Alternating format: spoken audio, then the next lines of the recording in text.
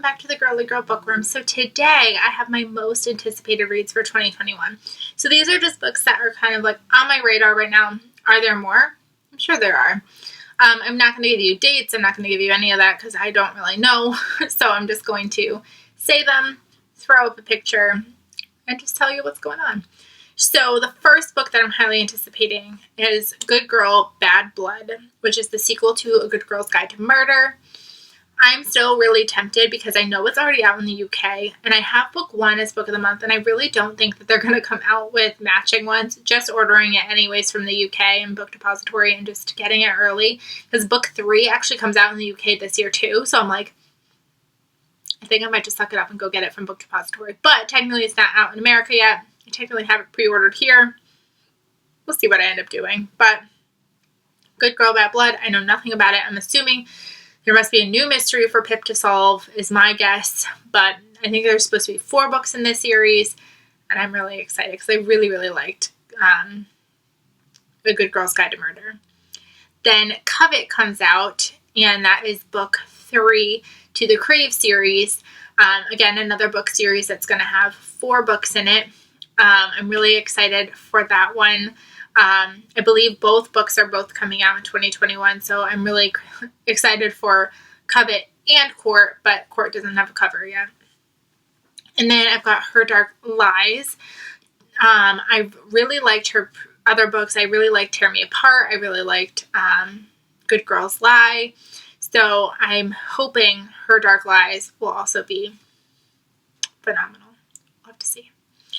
Then Malibu Rising is coming out, and that is by Taylor Jenkins Reid. I'm intrigued because I've loved all of her books except for Daisy Jones and the Six.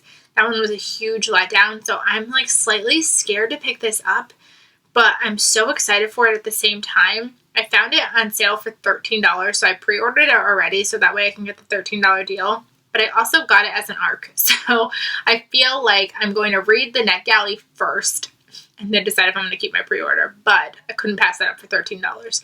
So I'm hoping she goes back to her old roots and it's better than Daisy Jones and the Six. But then again, everybody loved Daisy Jones and the Six but me, so who knows. Then Golden Girl is coming out by Ellen Hildebrand. I love her books, so obviously I'm anticipating that one. I've already pre-ordered it because it's kind of a given that I'm going to be reading that one.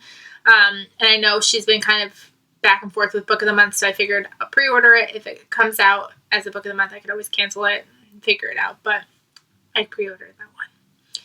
Then, new to my radar that I'm excited for is Outlawed. Not that I meant to get it. I was going to get it as one of my Book of the Month choices for January, but then I didn't because it was historical fiction, so I thought the person that I do the Book of the Month book club pick was going to choose that one, so that way I could use my book club credit on that one, and then I could do my Book of the Month with all my other stuff that I wanted. But then she didn't choose it, and she chose one that was in my regular box, and I called. The second Book of the Month opened, and they were like, sorry, it's too late, we can't switch it. And I was like, no.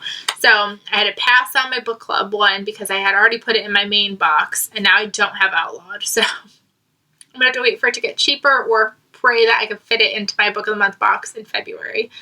This one is basically a Western about a girl gang taking stuff down. And I just, after reading the whole story, Arctic Fury, with these women on an expedition to the Arctic, I'm like really involved in like women, like groups of women stories. So like I was really excited for Outlawed. So hopefully I can still get it at some point this year, because it sounds really good.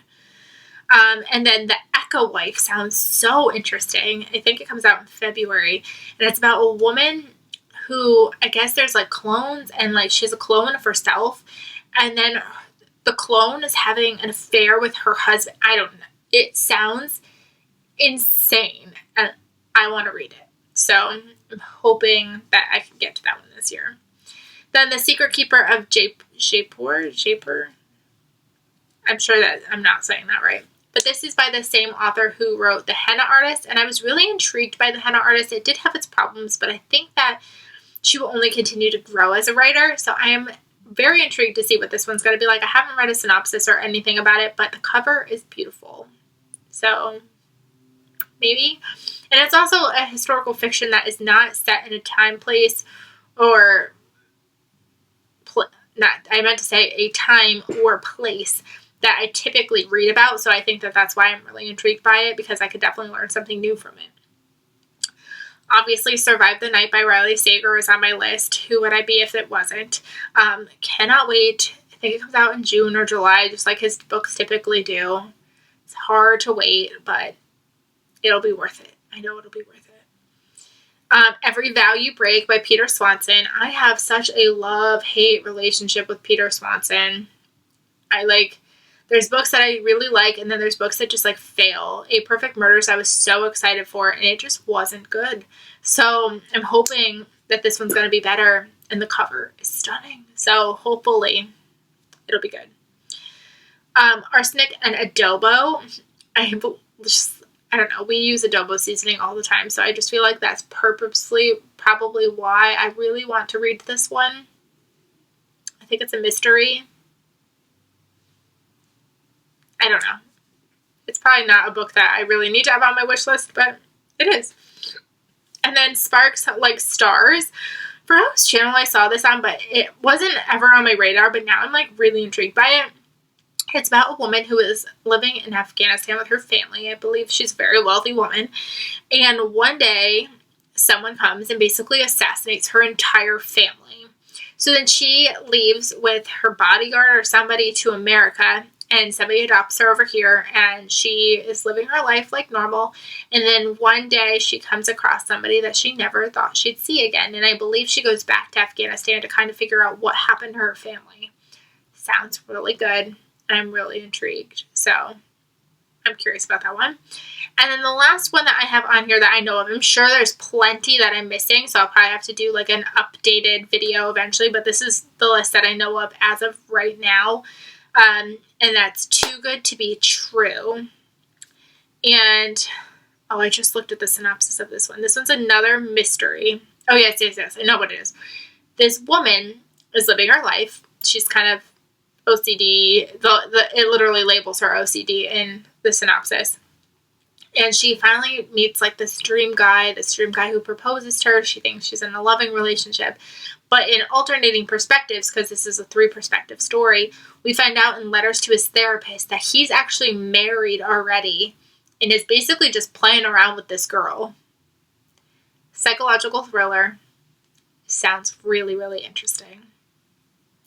Let me know if there's any books that I forgot. I'm sure Diane Chamberlain's finally coming out with another book. I'm surprised she didn't have one coming out around now, because she normally picks January releases or October releases. So my guess is this one will be an October release. I'm sure she's got another book coming out.